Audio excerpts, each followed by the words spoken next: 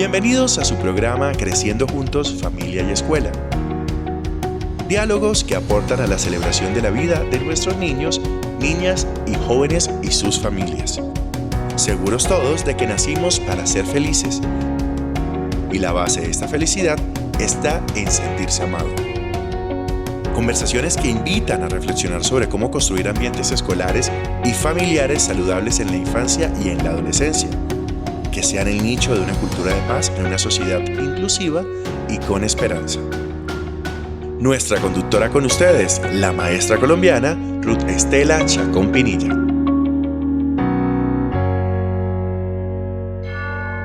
Bienvenidos a esta emisión de Creciendo Juntos, Familia y Escuela. Gracias por estar aquí, construyendo con nosotros ambientes familiares y escolares saludables. Hoy, para iniciar nuestro episodio, entonces, nuestra lectura compartida. Hoy, a cargo de un lindo título, Entonces soy feliz, de Editorial Parragón en el año 2013. Sus autores, Beth Sosan y Jacqueline Iatz. Hay días que me siento muy feliz y hay días que estoy un poquito triste. Pero ahora, en estos días, busco y encuentro la manera de volver a sentirme bien.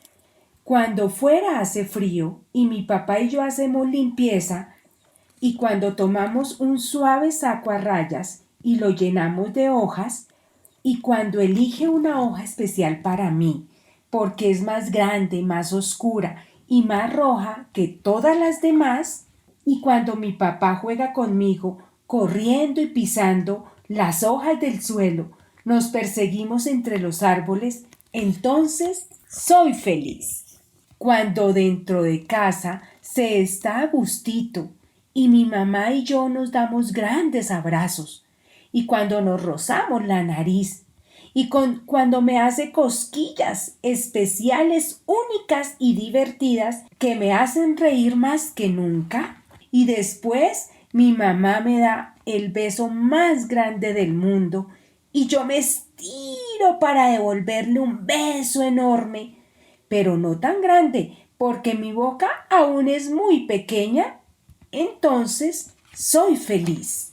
Cuando fuera es de noche y mi papá y yo miramos por la ventana, y cuando toma mi mano y señala el cielo, y cuando elige una estrella especial para mí porque es la más grande y brilla con más fuerzas que las demás. Y entonces mi papá y yo contamos todas las estrellas del cielo y dice que hay más de 119, pero yo no sé contar tanto. Entonces soy feliz. Cuando en casa se está calientito y mi mamá y yo revisamos los libros de la estantería y cuando miramos todos los dibujos y cuando ella elige un libro especial para mí porque es nuestro preferido, el mejor de todos. Y entonces mi mamá me lee mi cuento favorito y yo leo algunas de las palabras, pero sobre todo las que tienen las letras de mi nombre. Entonces soy feliz. Cuando todo está oscuro y me acurruco con mi mamá y mi papá, aunque estén dormidos, todavía pensando en las historias de los cuentos, mirando las estrellas del cielo por la ventana y soñando en las grandes hojas rojas, entonces soy feliz. Sí, el mundo de nuestros niños y nuestras niñas es feliz. Es feliz al lado de los seres que los aman y los acompañan. Y colorín colorado, esta linda historia ha terminado. En nuestro corazón y en nuestra cabecita ha quedado. Bienvenidos a este episodio de hoy.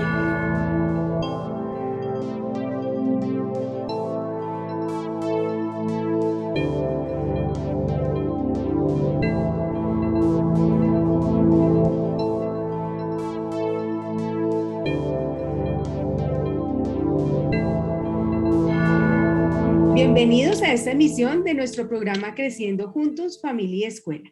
Gracias por acompañarnos cada domingo en esta construcción de ambientes familiares y escolares saludables. Hoy tenemos una invitada muy especial que nos acompaña a darnos algunas orientaciones y directrices en un campo muy hermoso, el de la lectura y la escritura. Hoy está con nosotros Yolanda Blanco. Yolanda es licenciada en Pedagogía Infantil de la Universidad de La Sabana, experta en educación preescolar por más de 40 años y líder de proyectos de investigación en primera infancia. También capacitadora de español como segunda lengua en el Colegio Magallanes en Austin, Texas. También ha coordinado la implementación de ciclos de estudio que fue un proyecto de la Secretaría de Educación Distrital en Bogotá.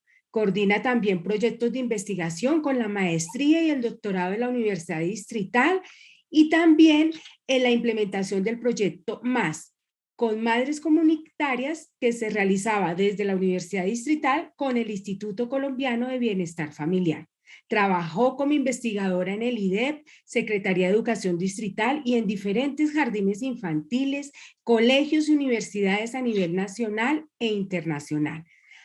Ha trabajado en diversos modelos pedagógicos en primera infancia y bueno, lidera con una amplia experiencia todo lo que tiene que ver con la lectura y la escritura, con la formación de lectores y escritores desde la infancia. Entonces, hoy es un honor, Yolanda, bienvenida a tenerte en este espacio de Creciendo Juntos, Familia y Escuela.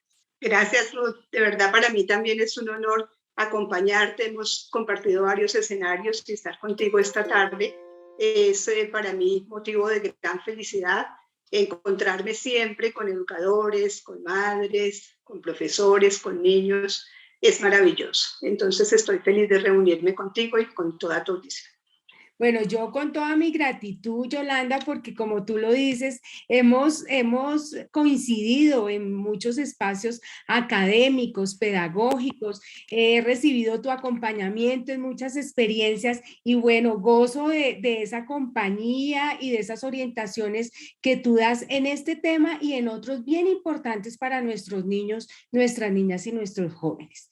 Bueno, hoy centramos la atención en los procesos de lectura y de escritura, que es un campo de tu experticia, pues reconocemos que es un proceso muy esperado por las familias cuando sus niños ingresan a ese mundo escolar, es el proceso de leer y escribir.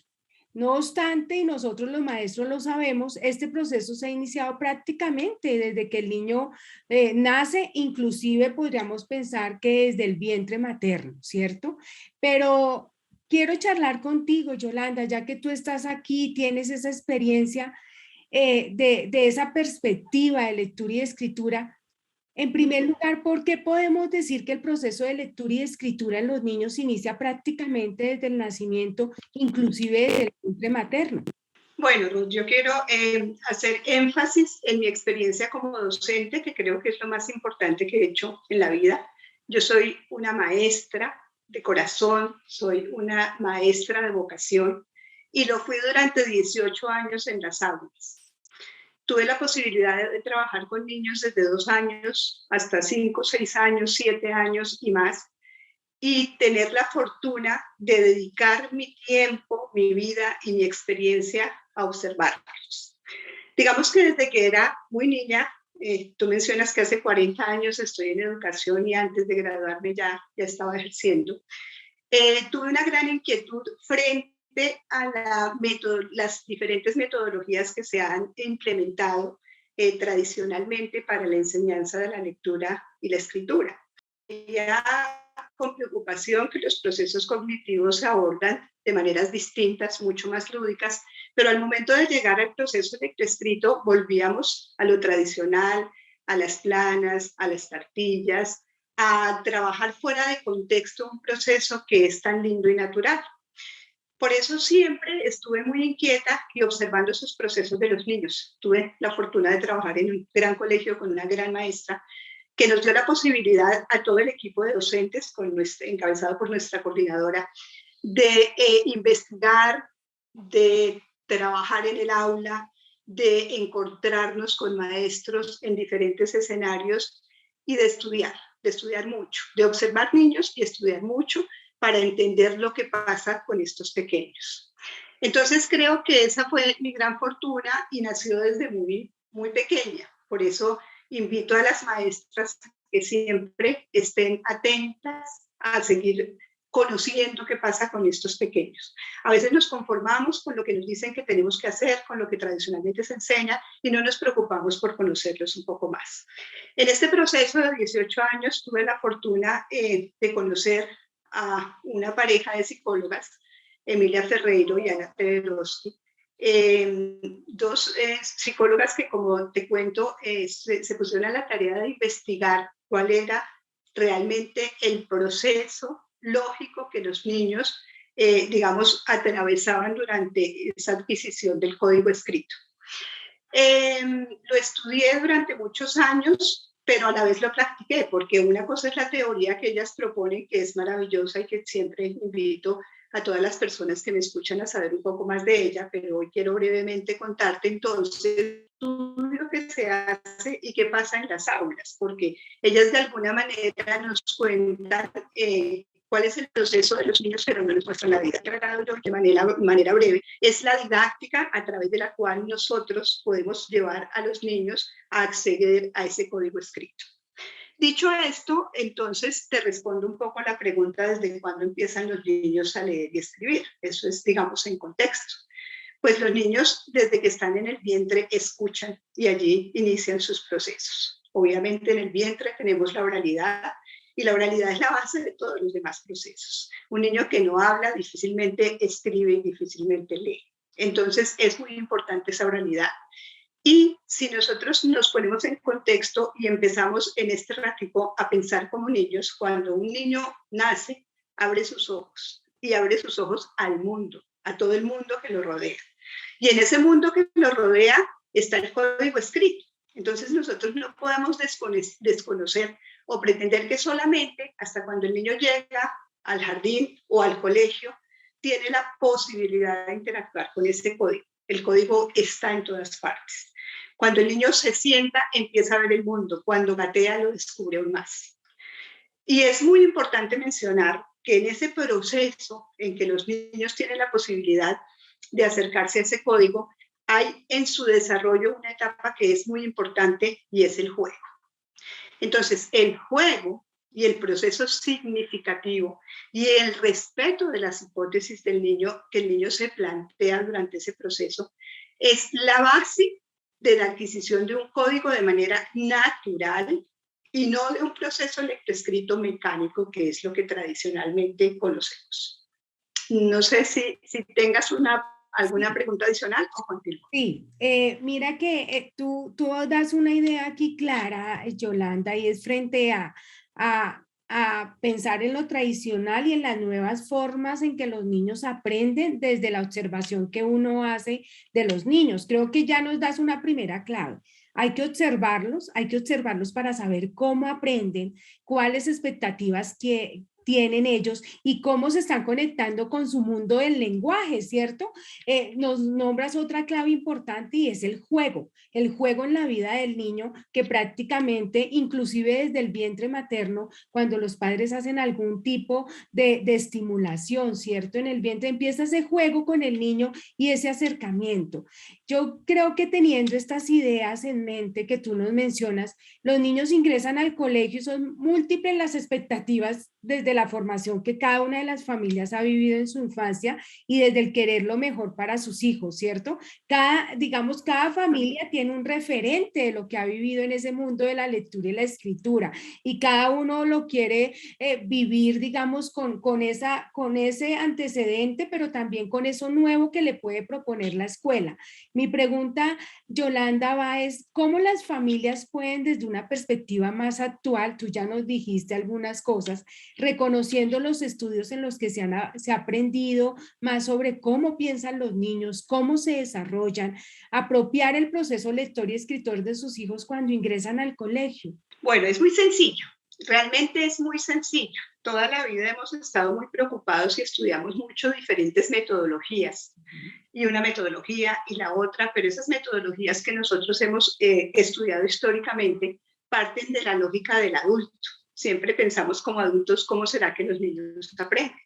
Y resulta que los niños tienen su propia forma. Lo que yo les voy a compartir hoy no es una metodología, es la manera como el niño interpreta ese proceso. O sea, teniendo en cuenta al sujeto que aprende, no a nosotros que somos los que enseñamos, ¿cierto?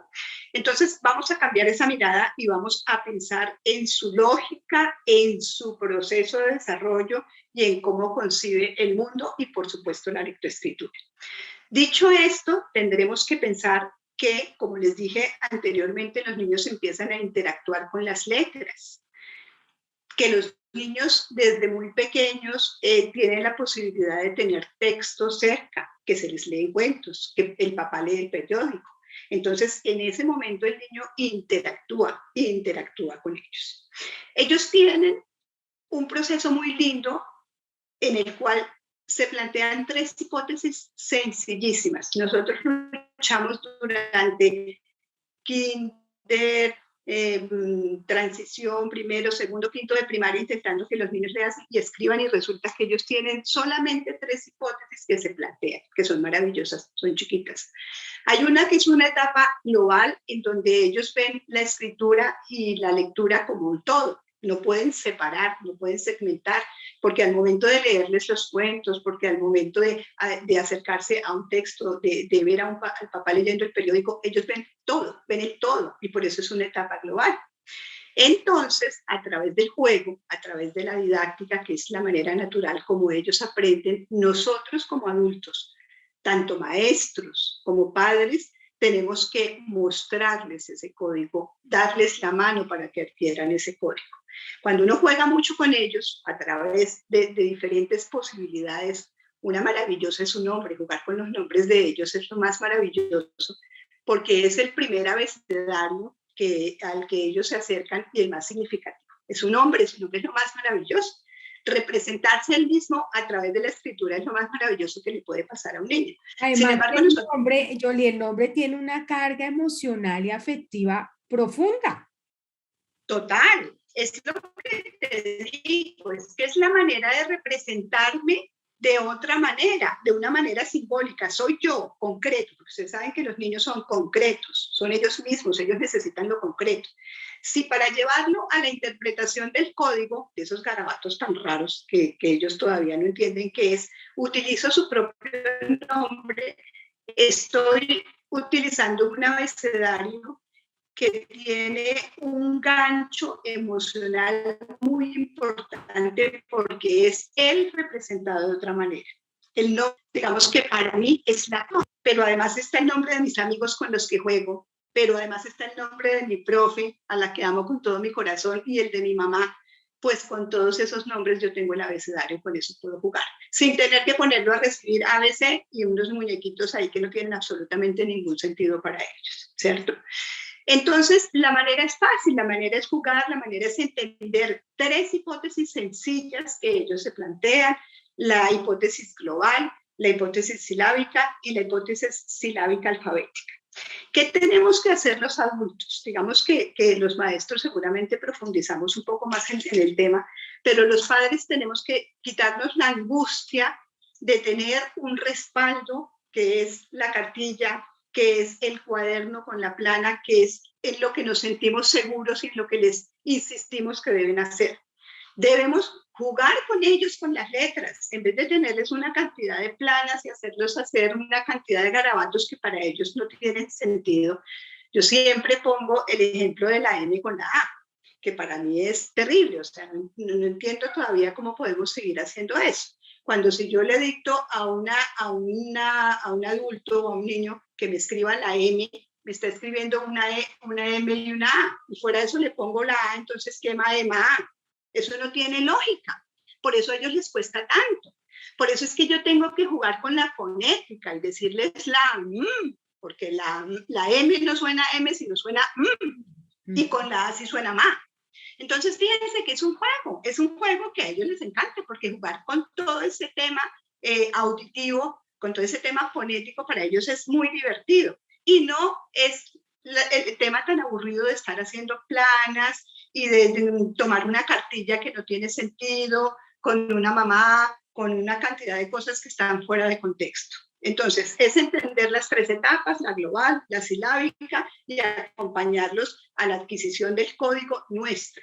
Yo quiero que quede claro, Ruth, que es muy importante, y yo insisto en eso, que los niños escriben desde pequeños.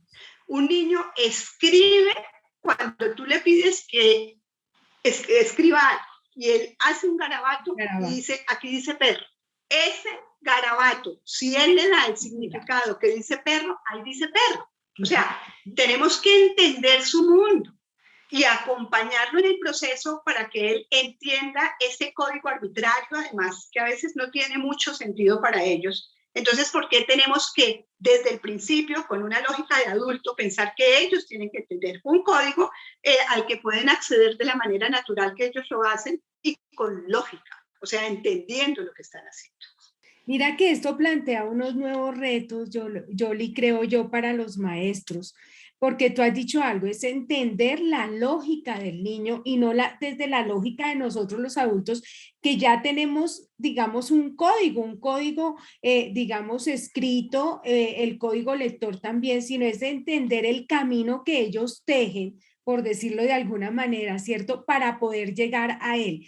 Pero un camino que implica el juego, un camino que implica el acompañamiento y la comprensión de sus etapas. Y también yo creo que algo en lo que tú nos dices, ese garabato, esa escritura, esa primera necesidad de comunicarse también es lectura, cuando leemos las imágenes, por ejemplo, y que pueden coincidir o no con lo que está en las letras, pero es la imaginación del niño. Entonces yo creo que hay que empezar a reconocer ese mundo del niño y es como la siguiente clave que tú nos das y que me parece importante. Todo esto... Perdona que te interrumpa para cerrar esto que me parece muy importante, y tú y yo lo sabemos, el tema de la lectura, Ruth, es un tema también igual de fascinante que la escritura. Además, ellos están uniditos, uno no puede pensar que uno va por un lado y el otro por el otro. Pero la lectura todavía es más linda y más didáctica, porque es que la lectura surge de la lectura que hace del niño del mundo. Entonces, cuando un niño te describe cosas, cuando un niño te habla de lo que ve, cuando un niño cuenta un cuento con imágenes, está leyendo. Es que no decodifique como lo hacemos nosotros no quiere decir que no lo haga. Entonces, lo primero, para maestros, para padres, para todas las personas que de alguna u otra manera tenemos la responsabilidad de estar con estos pequeños, lo más importante es entender que los niños leen y escriben desde que son muy pequeños. Leer y escribir es dar significado. Leer y escribir no es repetir. No es repetir un ejercicio motor y no es repetir unas palabras o sílabas sin sentido. Es entender y dar mensajes. Entonces los niños leen desde que son muy pequeños. Ellos ven los libros, ven el mundo, describen el día, el tiempo y hacen lecturas de imágenes que ven, entonces están leyendo. Es muy importante que tengamos en cuenta que ellos leen y escriben, pero leen y escriben desde su propia lógica, una lógica maravillosa, porque si todos leyéramos de esa manera, seguramente leeríamos y veríamos mejor el mundo. Entonces, si partimos de eso, vamos a entender que ellos ya tienen un camino y que nuestra tarea es acompañar ese camino dándole sentido a esos garabatos que no tienen y permitiéndoles que lean lo que escriben. Esos garabatos que te digo que ellos dicen que ahí dicen, entonces cuando yo le digo escribe y él me dice, es que yo no sé, yo le puedo decir escribe como tú sabes escribir. Escribir se puede hacer de muchas formas. Tú puedes escribir con palitos, con bolitas, con rayitas. Con los propios dibujos también. Con los propios dibujos. Es muy importante en un momento separado, ¿no? O sea, que ellos entiendan que el dibujo, porque es que, fíjate... Son etapas. Sí. Hay etapas. Y el nombre, digamos que son exactamente lo mismo. Yo soy la representación de mí mismo y el dibujo representa el perro, el gato, lo que sea, ¿cierto? Y mi nombre, ya con grafías, me representa de otra manera, de una manera gráfica. Entonces, primero, y a mí me encanta que hayas tomado el tema del dibujo, porque lo primero que hay que hacer es que los niños dibujen, representen. Si pueden representar las imágenes, después van a poder ponerles el nombre, ¿cierto? Entonces, dibujan mucho, luego les decimos, ¿qué dibujaste? Escribe lo que dibujaste. Él hace el garabato y me dice, un perro.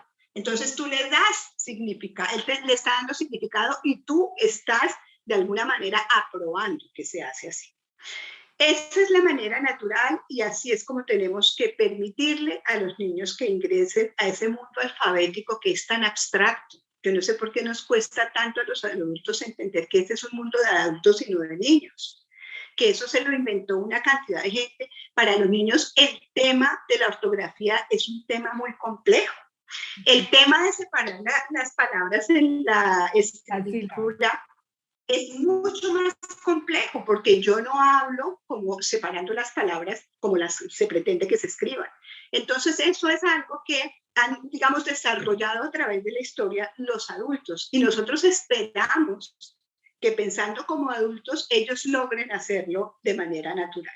Esa no es la naturaleza de ellos. La naturaleza de ellos es el juego, la naturaleza de ellos es jugar con las letras, como juego con los carritos, como juego con las muñecas, encontrándole formas, buscándolas iguales, esta como suena, dándoles el sonido fonético para luego unirlas y encontrar palabras que les permitan a ellos empezar a entender ese código arbitrario que manejamos los adultos.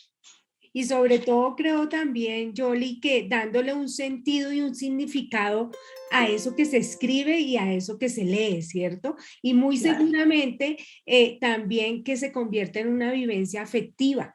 Cuando el afecto media nuestros procesos de aprendizaje, creo que cobran, digamos, son más afectivos y efectivos. Yoli, estas comprensiones que tú nos haces de la lectura y la escritura, pues retan al maestro indudablemente en estos procesos, ¿cierto? ¿Cómo el maestro puede contribuir a un proceso significativo de la lectura y la escritura en el aula, Yoli? Bueno, primero hay que estudiar. Esto no se puede quedarse uno pensando que con lo que le dijeron en la universidad es suficiente. Los médicos estudian todo el tiempo, los ingenieros estudian todo el tiempo, todos los profesionales todo el tiempo estudian y nosotros tenemos que hacer lo mismo. Cuando nosotros estamos en la posibilidad de trabajar con niños en primera infancia, estamos en la etapa más importante del ser humano. No hay una más importante, porque ahí es donde se descubre todo este mundo fantástico. Ya después ellos leen y escriben y se especializan y lo que sea, pero ¿cómo le doy yo al niño el cimiento para tener eso que va a ser su futuro en las manos? Primero, tengo que hacerlo con amor y respeto. Yo de verdad le digo a los padres y le digo a los docentes, si ustedes no se comprometen con amor con esta tarea, no pierdan su tiempo. No pierdan su tiempo porque esto requiere de amor, requiere de paciencia, requiere de ponerse a pensar como ellos. ¿Cómo piensa uno como los niños? Pues cuando está con ellos y juega con ellos, no cuando les espero que él juegue en lo que yo quiero jugar. A mí me encanta y paso horas, días, semanas observando a los niños, intentando saber qué pasa en esas cabecitas para de esa manera yo llegar y continuar los procesos que ellos han iniciado, porque ellos tienen procesos maravillosos. Nosotros llegamos y los mutilamos cuando llegan a la escuela. Usted no sabe nada, venga, yo le enseño. Entonces, todo lo que él construyó en el camino de manera natural, porque este es un proceso natural. Si un niño no va a la escuela y tú le permites desarrollar ese proceso, él lo hace. Las investigaciones de Emilia Ferreiro y Ana Teodoroski lo muestran. Ellas duraron años, tiempos, tomando nota de la manera natural como los niños lo hacen. Niños de diferentes contextos. Esto no interesa a nivel sociocultural. Aquí no interesa nada diferente a que son ellos. Y los niños son iguales. Los niños son maravillosos. Nacen con un potencial maravilloso, con su propia lógica y con su propio desarrollo. Entonces, la tarea es muy sencilla para las docentes y es muy sencilla para los maestros. Es acercarse a ese mundo. Es intentar conocer ese mundo, es estudiar, hay que estudiar y hay que trabajar con pares y hay que discutir y hay que observar y hay que volverlo a intentar. O sea, esto así suena muy lindo. Yo llevo 40 años haciéndolo. Tú lo mencionabas, yo tuve la posibilidad de estar en Estados Unidos enseñándoles a maestros de todo el mundo cómo enseñar a leer y escribir en español. Esto funciona en todas partes.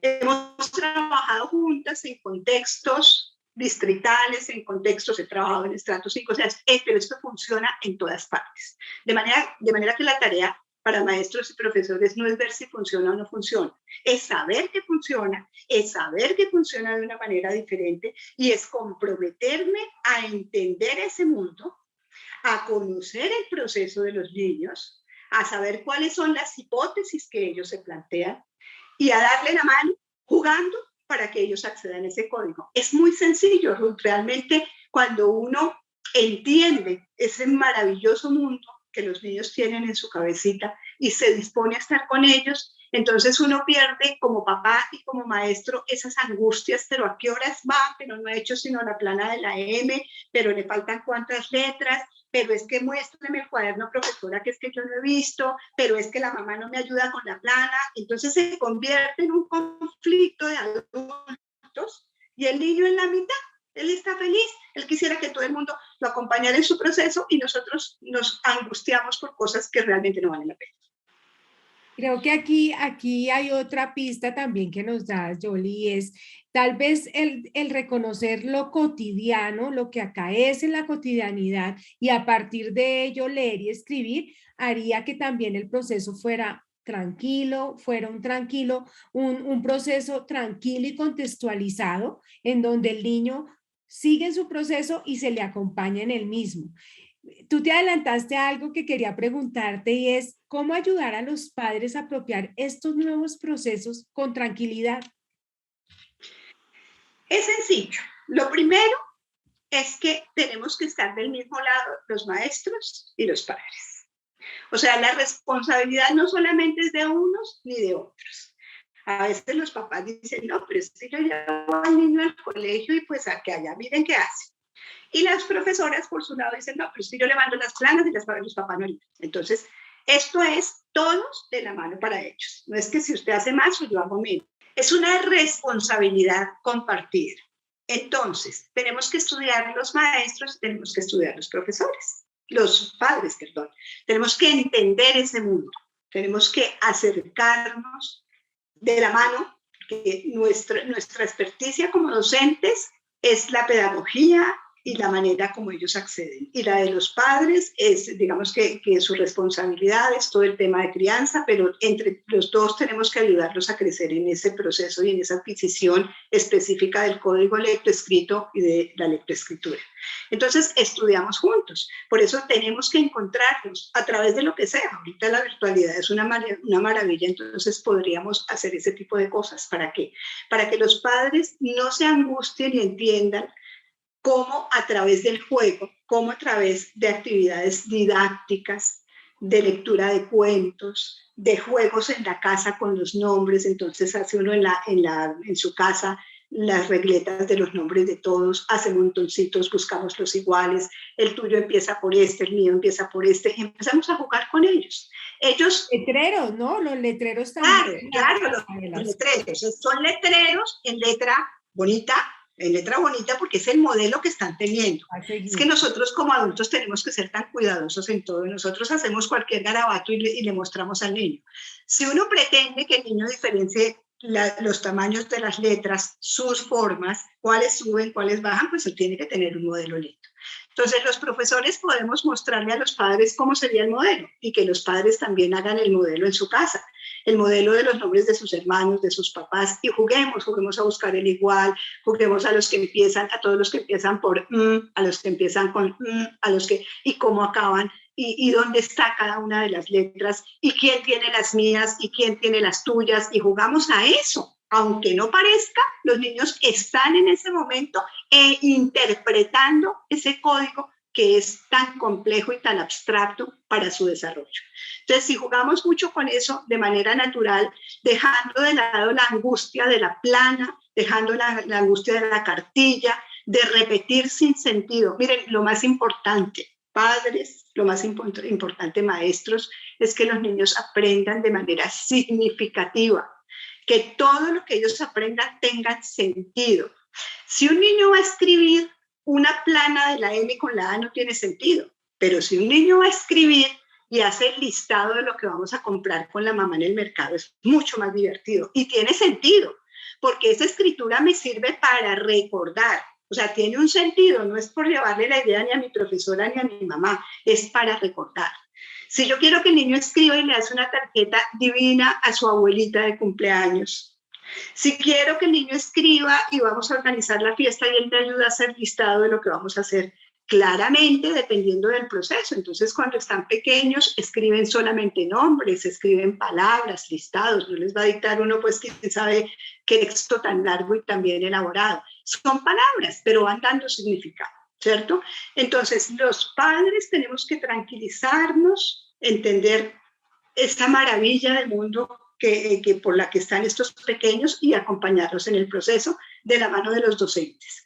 Los docentes estudiar mucho y darle todas las herramientas a los papás para que unidos les ayudemos a ellos a pasar este momento tan maravilloso y que va a marcar su vida para siempre. O sea, adquirir el código escrito es lo más importante de la vida. Y si lo hacemos de manera natural, de manera lúdica, de verdad que vamos a tener unos resultados maravillosos.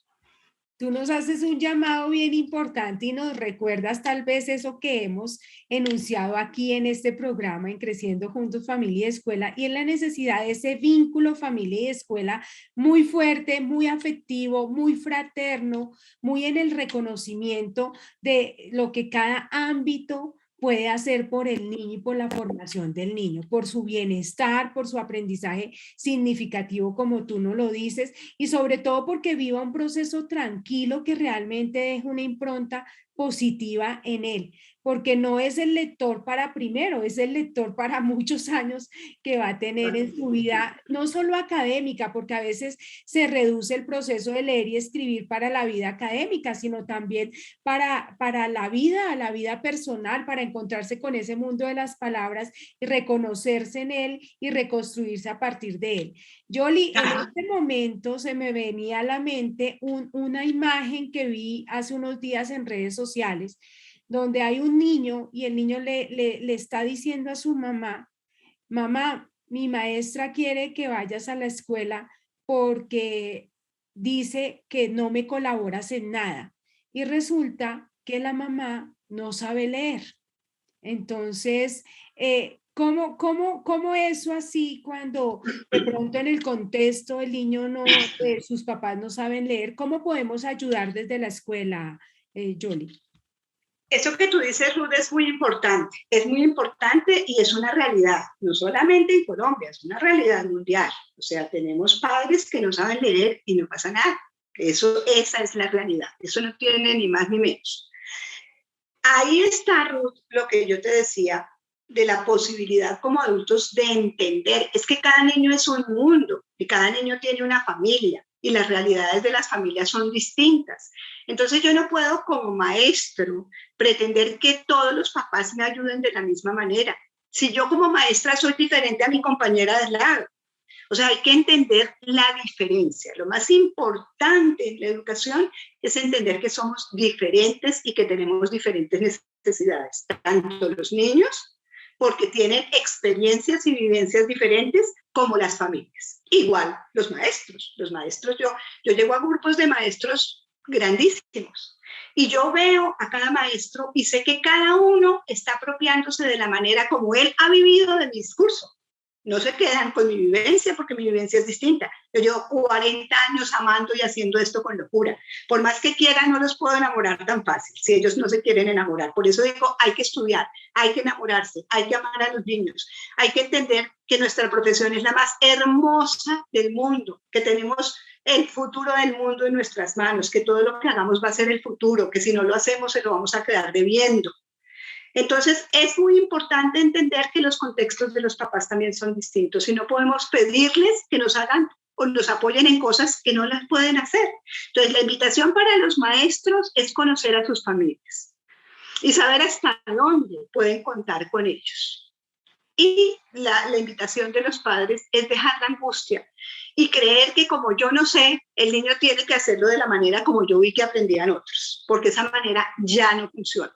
O sea, esa fue, digamos, la tradición, lo que nos tocó a muchos de nosotros, por supuesto yo que ya soy bastante grande, pero que toda la vida luché porque fuera distinta. Entonces, si ya es distinta, si ya puede ser agradable, si ya puede ser significativa, Los adultos nos unimos, contextualizamos nuestras realidades y tomados de la mano los llevamos.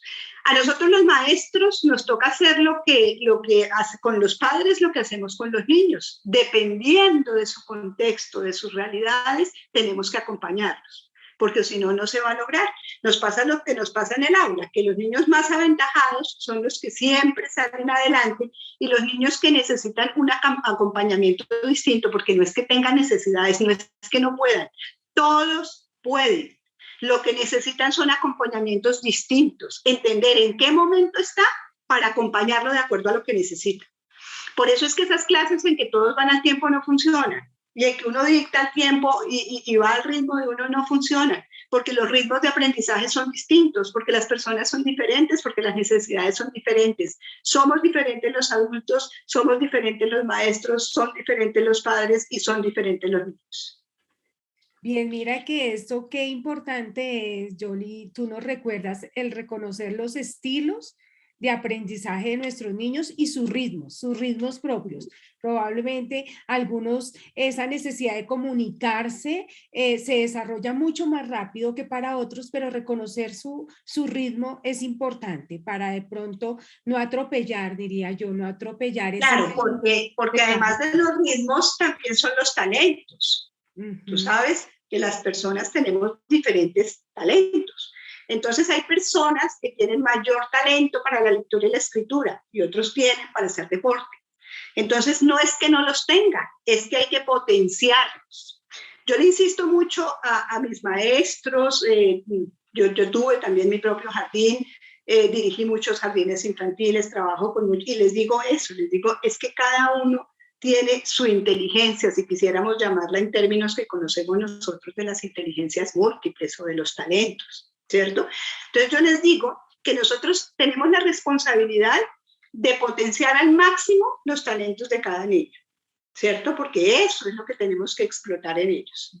Pero también tenemos que poderles dar las herramientas para que lo necesitan, lo hagan de manera básica, ¿cierto? Entonces, que puedan leer y escribir, así la letra no sea la más linda, porque a veces nos quedamos con la forma de la letra. Las maestras a veces nos encanta que toda la letra sea parejita y si el niño no tiene buena motricidad, pues le va re mal al pobre criatura. Entonces, ¿qué tiene que ser en la vida funcional? Funcional es poder leer y escribir. Seguramente va a ser, no sé qué profesional maravilloso, pero sin buena letra. Hay que leer y escribir y hay que ser funcional en todo en la vida. Y llegar al máximo en lo que somos talentosos. Entonces, ¿qué hay que hacer, mi Rudy? Me encanta que me hayas dicho esto y con esto quisiera de verdad dejarles en el corazón algo muy importante y es entender que los seres humanos somos distintos, que tenemos diferentes ritmos de aprendizaje y que tenemos diferentes inteligencias o talentos. Sí, Yoli, gracias. Bueno, ya para despedirnos, Yoli, primero agradecerte nuevamente el estar en este espacio, el poder coincidir contigo durante muchos años y seguir aprendiendo cada día de tu experiencia. Un último mensaje, Yoli, te invito para las familias, para las escuelas en torno a este tema de la lectura y la escritura, porque pues a esa necesidad de formación de lectores y escritores desde ese mundo de los niños en que se empoderen realmente de la comprensión de los textos y de la producción de textos desde su mundo de vida, desde su particularidad, desde su estilo que tú lo acabas de mencionar, desde su ritmo. ¿Cómo concluir este tema contigo hoy aquí? Bueno, yo creo que esto no concluye nunca. Yo creo que este es un tema maravilloso que siempre tendremos que estar abordando, en el que tendremos que estar investigando, en el que tendremos que estar dándonos la posibilidad. Porque nos podemos seguir encontrando para seguir dialogando. Afortunadamente, sí. Pero la invitación para los padres y para los maestros es darse la posibilidad de pensar de manera diferente. Una posibilidad que nos permita acceder a ese pensamiento concreto del niño, a esa etapa de desarrollo por la que atraviesa, de conocer la manera como él interpreta ese mundo y de acompañarlo. Entonces, es estar pensando en ellos y no en nosotros. Los adultos siempre queremos que los niños estén inmersos en nuestro mundo y desconocemos el de ellos. Entonces nos cuesta entender que los niños juegan todo el tiempo, es que esa es su naturaleza. ¿Tú te imaginas si nosotros con esta posibilidad que tenemos después de grandes, de haber aprendido una cantidad de cosas, jugáramos como juegan los niños? Sería maravilloso como aprenderíamos todos, porque tendríamos más posibilidad de compartir nuestros saberes. Pero nosotros nos encapsulamos y cada uno nos quedamos con nuestros aprendizajes y nos cuesta compartirlo. A ellos no. No hay nada más fácil, padres y maestros, que poner a los niños a que aprendan entre ellos mismos. Escúchenlos. Si ustedes los escuchan, saben qué es lo que están haciendo. Si hay algo que les cueste mucho explicárselo, pídanle a un compañerito que se lo explique, o al hermano, porque ellos hablan su mismo lenguaje. Así como nosotros hablamos un lenguaje de adulto que para ellos es muy complejo, porque están en una etapa de desarrollo concreto y diferente, para ellos es facilísimo entender a su padre. Entonces, permitámosles ser felices, amémoslos con todo el corazón, que el proceso lectoescrito, que esa adquisición de ese código no se convierta en un dolor de cabeza, que nos separe en nuestra relación de padres, en nuestra relación de maestros, al contrario, que nos una. Y que ellos sientan que si les cuesta un poquito de trabajo, no importa, para eso estamos. Y para eso estamos en la sociedad, los padres y los maestros, para darle la mano a nuestros estudiantes. Lo mismo nos pasa a nosotros, y tú lo sabes, Ruth, con nuestras docentes. Nosotros cuando estamos frente a un grupo de estudiantes de universidad, tenemos que hacer lo mismo que hacemos con estos pequeños. Entender que son distintas, entender que tienen experiencias distintas, acompañarlas en el proceso, buscar a la que le cuesta trabajo. Ese es nuestro mayor reto. El mensaje más grande que yo les puedo dejar es que el estudiante que aparentemente tiene mayor necesidad, porque no es dificultad, es nuestro reto. Nuestro reto no son los niños que aprenden fácil, porque ellos aprenden fácil, afortunadamente, no tienen problema.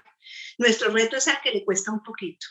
Y ese poquito, y ese niño al que tú te acercas cuando le cuesta, papá o docente, siempre te va a llevar el corazón. Y vas a ver que tuvo un adulto que le dio la mano cuando él necesitó aprender algo que era complicado para él. Yoli, mil gracias. Y bueno, el mensaje final, muy hermoso. Mil gracias por estar aquí de nuevo. Y bueno, familia y escuela, unámonos para que estos procesos de lectura y escritura con nuestros niños sean procesos significativos, sean procesos afectivos y que dejen una marca bella en su vida, una marca de amor, una impronta de amor en ellos. Muchísimas gracias a todos ustedes por seguirnos acompañando y nos vemos en el próximo episodio. Hasta luego.